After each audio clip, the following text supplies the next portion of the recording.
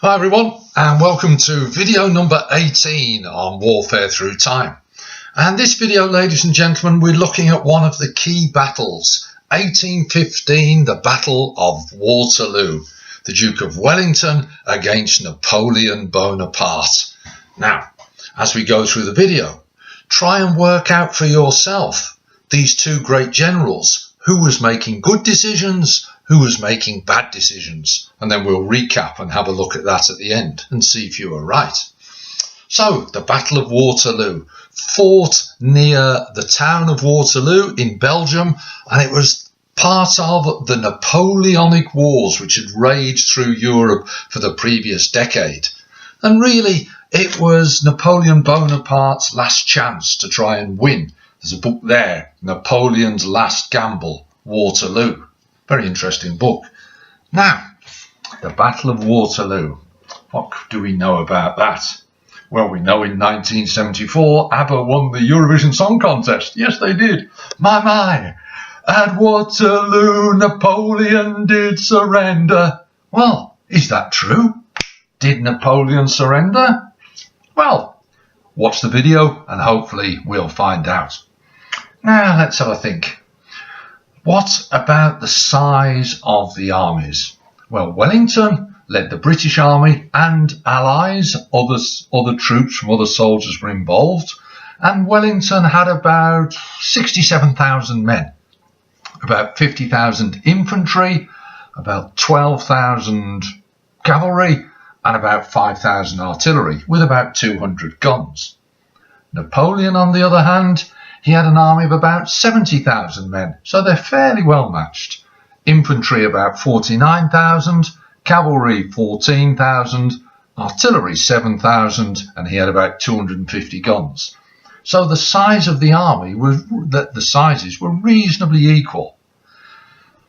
Now, in the skirmishes, the manoeuvrings before the battle, Napoleon, very clever general, he'd won many battles throughout Europe. He had successfully split Wellington from his ally, a man called Blucher. And by splitting them, that had weakened the strength of Wellington. So Wellington thought, right, if I'm going to be attacked, I need to set up a good defensive position, because hopefully Blucher will send his army to reinforce my men.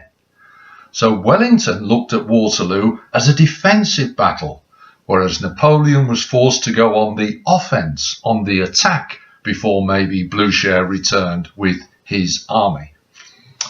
So let's have a look at the setup. Here we have the two armies, blue for Wellington and purple for Napoleon. If anyone's colourblind, the British is at the top and the French are at the bottom. Well, the first thing Wellington did is he chose a good defensive position. It was only about maybe 3 miles across. So that's quite a narrow area for these big, huge armies. If you notice running across the map here, there is a ridge, sort of a rise in the ground. Wellington very cleverly put a lot of his men behind the ridge. That was a good defensive position. He is choosing well. Wellington seems to be making a good decision, because if they're behind the ridge, they might be protected from the artillery of the French, because they might fire over the ridge, but they might also miss the men. So that's something to consider. If you look again, not only has he set up a good defensive position, but Wellington made another good decision before the battle actually started, ladies and gentlemen. And what he did is he put men on both flanks. He's got men over here at the Chateau of Hougoumont, and also he's got men and, more important, guns, hidden artillery over here at the village of Papelotte. So he has got men on both flanks. That might be an important decision. He's also sent some of his best men from the German's King's Regiment to a farmhouse here, La Haye-Sainte. So that is the defensive position of Wellington. Remember, Napoleon had to attack. because he didn't want Blucher to come and reinforce. So Napoleon sets up his men like this. Here we have the infantry ready to attack. Here we have some cavalry on one side and some infantry and cavalry on the other side. There's some cavalry here ready to reinforce the infantry in the main attack. Notice, and I'll come back to it later in the video, Napoleon has got in reserve his Imperial Guard, 25,000 of his very best soldiers. They might be very important in the battle. We'll return to those later. So, before the battle, Napoleon, remember, he's got to attack, but unluckily for Napoleon, he was feeling in a lot of pain, ladies and gentlemen, because he was suffering from something called piles. Now, I don't know if you know what piles are, but it's very painful to sit down if you've got piles, if you know what I mean. That meant if he's on horseback, he's going to be in pain. As a result of that, he was very irritable and very angry, and he was snapping at his generals. He didn't properly survey the battlefield because he was in so much pain with his piles. I suppose you could say Napoleon was being a pain in the backside. Sorry about that. That's not a funny joke, particularly for Napoleon. So he's bad-tempered. He doesn't really feel the best. Maybe he's making some bad decisions. One of the decisions he made was he sent part of his army, led by a man called Grouchy, Grouchy, and he sends Grouchy with about 33,000 soldiers to follow Blucher and try and keep him away from the battlefield. Now you might think that's a good decision, because then he can concentrate on defeating Wellington. But Blucher managed to hold Grouchy off with just relatively few men, and then later in the day he was able to send back thousands and thousands and thousands of men, maybe as many as 70,000, trickled back to Waterloo during the rest of the day to reinforce Wellington's army. So that might be important. Remember, Wellington has set up a good defensive position. In the afternoon, Blucher's men begin to return. That will be important. So Grouchy, he's wasted because he doesn't fight with his 33,000 at Waterloo, and also he doesn't keep Blucher away. So therefore, that is a failure. Now, let's have a look at the start of the battle. Napoleon, he knew that time was important, but he delayed. Part of the reason for that was his illness and feeling grumpy, but also the weather had been very bad. There'd been very heavy rain. That meant that the ground was very soft. Well, Napoleon knew that if he's going to launch cavalry charges, he had to wait for the ground to slightly dry out. So there was a delay in the battle. That's helping Wellington, because all the time, maybe Blucher will be able to send his men back. But by about 11:30, Napoleon's decided the ground has dried up enough, and they launched the Battle of Waterloo. And he started an 84-gun artillery salvo, blasting Wellington's men. But remember, not only is Wellington's men hidden behind the ridge, so maybe the artillery shells, the cannonballs went over the top. Also, because of the heavy rain, the ground was heavy. Sometimes when a cannonball hit normal ground, it would ricochet off and travel further and cause more damage. But because the ground was so soft, when the cannonball hit it, it just almost acted like a sponge and dragged the cannonball in. So these cannonballs did not cause as much damage. Cleverly, again a good decision, Wellington tells his men to hide, to lie down behind the ridge, increasing the chances of the cannonball shells flying over their heads. So we could say that the first round has gone to Wellington. But 11:30, Napoleon also says, right, I'm going to set a diversionary attack. And he sends his men over here to attack the chateau of Hougemont. Here we have it. So the cavalry and the artillery are attacking on the flanks. Remember, Wellington's already got some men over there, of course, and he's got some men here. What Napoleon wanted was to attack here, make a breakthrough, so that Wellington would have to send more troops across.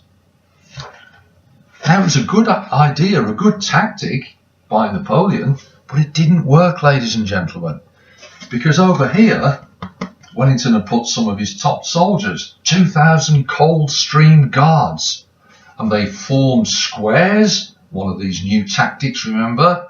Although, remember Battle of Falkirk, the schiltrons, so you could argue it's continuity. But these squares were very effective, and 2,000 Coldstream Guards were able to resist 13,000 of the French troops.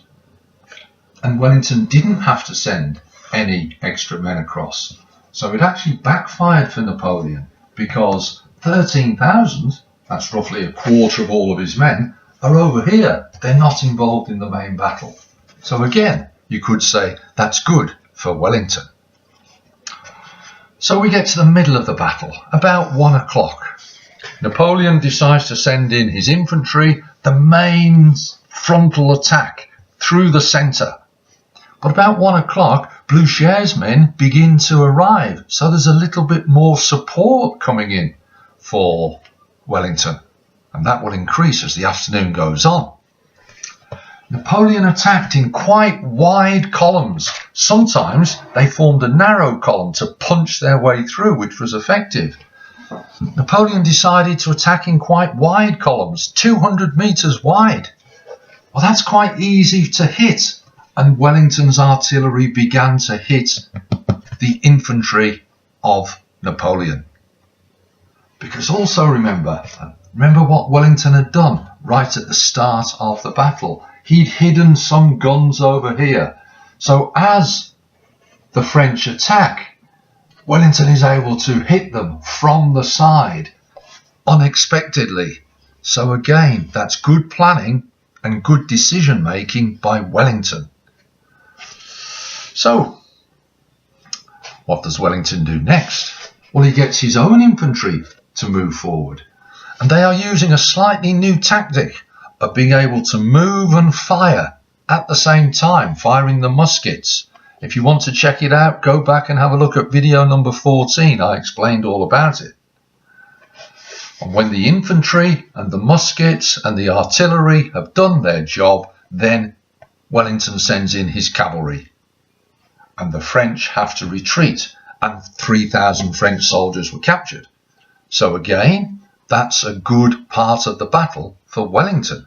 The first, the start and the middle part of the battle have gone well for Wellington. Now we're up to about 3 o'clock in the afternoon. Napoleon has a decision to make. It hasn't gone very well so far. What could he do? Well, he's got two main possibilities. Number one, he could regroup, say, right, I've had a go today, it hasn't worked. I'm going to withdraw, meet up with Grouchy and his 33,000 men, and then we'll fight another day. That was one choice. Napoleon rejected that choice. And he said, no, this is the day I'm going to fight on. And he ordered Marshal Ney to attack the farmhouse at La Haye-Sainte. Now, at first, it went badly for Napoleon. The battle is not going well. But then gradually, these French troops begin to sort of get established and they take the farmhouse. This was danger for Wellington. Here's a book based on a quote from Wellington. Waterloo, a near-run thing. At this stage of the battle, Wellington has just lost the farmhouse, and he said to one of his officers, I've never been so close to defeat. It could have gone against him. Napoleon seems to be turning things round. This is the key part of the battle, ladies and gentlemen. 3 o'clock, 4 o'clock in the afternoon. Napoleon sends his cavalry into attack.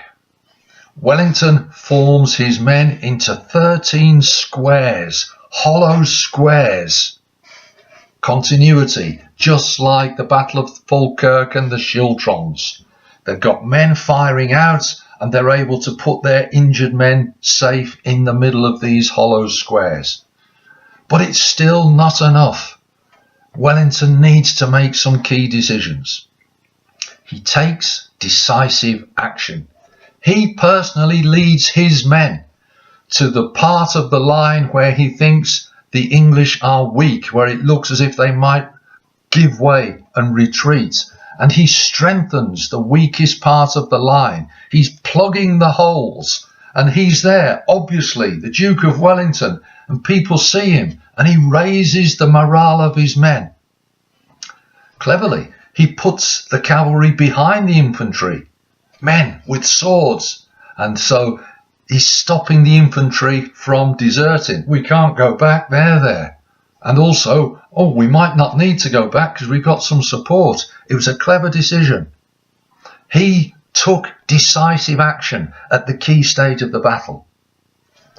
Compare that to Napoleon, the man with the piles. He had piles of decisions to make. Sorry. But he is not as decisive. Remember, he sent Marshal Ney in to attack the farmhouse. Marshal Ney achieved it. He then sent a message to Napoleon and he said, look, now is the time. Send in your Imperial Guard. Send in your best soldiers. And then surely we will win. So Marshal Ney has asked Napoleon to send in the Imperial Guard. It's a critical time in the battle. What does Napoleon do? He dithers. He delays. Now, whether he was angry at Marshal Ney or whether he was in pain or what, we just are not certain. But he did not send in the Imperial Guard, the experienced 25,000 soldiers, straight away. Compare that to Wellington's decisive actions. Napoleon is dithering. As he's dithering, time is running on, ladies and gentlemen. Blucher's men are beginning to arrive back in thousands to support Wellington. Finally, Napoleon makes his decision. And finally, the Imperial Guard are sent forward. But it was too late. Remember, the Blucher's men are arriving. Wellington ordered artillery fire into the Imperial Guard, causing huge damage. Now, the Imperial Guard still fought through because they were good soldiers, but Wellington's men are there waiting for him with their infantry, standing, firing the muskets, moving. Wellington orders general advance. And finally, the French retreated. Napoleon didn't surrender, so Ava were wrong, but they did retreat. And at the end of the day, the French had lost 25,000 killed or wounded. The English and the Allies had lost a huge number as well, but it was a victory. The Battle of Waterloo was a victory for the Duke of Wellington. Now, ladies and gentlemen, what can we think about the Battle of Waterloo? Well, in some ways, in the sort of swing of history of warfare through time, there's little change. There's still infantry, there's still cavalry, there are still artillery. They're still firing muskets, although they are firing them in a slightly more advanced way, firing and moving. They're still using the squares, whereas at Falkirk, way back in medieval times, William Wallace used the Schiltrons, a bit shaped like a bagel if you remember. So you could argue there's not much difference. What about Wellington and Napoleon? Well, Wellington, he made good decisions. Have a think. What decisions did he make? Well, good preparation. He set his men up behind the ridge. He knew he had to wait for Blucher. Great use of the flanks, hiding his artillery in Papelotte, and then sending the Coldstream Guards to Hougoumont. Good use of squares. Decisive decision-making at the key points. He supported the weaknesses. Showed personal bravery. He himself went to the weak points. Put the cavalry in to stop the infantry deserting. And in the end, he got his little bit of luck with the return of Blucher. Great for Wellington. What about the man with piles? No wonder he was crying. He's unwell. He's in pain. He delays the start of the battle. That's giving time for Blucher to return. His first artillery, not much damage because the shells were sunk into the soft ground. They didn't ricochet and cause huge damage. The heavy rain, if you remember.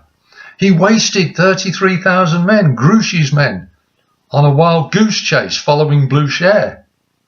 The attack on Hougoumont wasted 13,000 men against just 2,000 Coldstream Guards. Mid-afternoon, he took the decision to carry on, but then he delayed his Imperial Guard. And then finally, Blucher returned. So can you see, ladies and gentlemen, it's a mixture. Great for Wellington, not so good for Napoleon. Well, what was the key part of the battle for you? Was it the start? Was it the good preparations? They helped. Was it the excellent planning, putting men on the flanks? That helped. Or was it the delay of the Imperial Guard? They're all important, ladies and gentlemen. A quick poem to finish to try and remind you about the Imperial Guard. Napoleon's Imperial Guard were soldiers who were very hard. They came late to the fight and were soon put to flight and ended up in the graveyard. Boom, boom. So there's the Battle of Waterloo, 1815. Hope it's been useful. Do you know what's coming next? The Battle of Balaclava. I know. I can't wait. Speak to you soon. All the best now.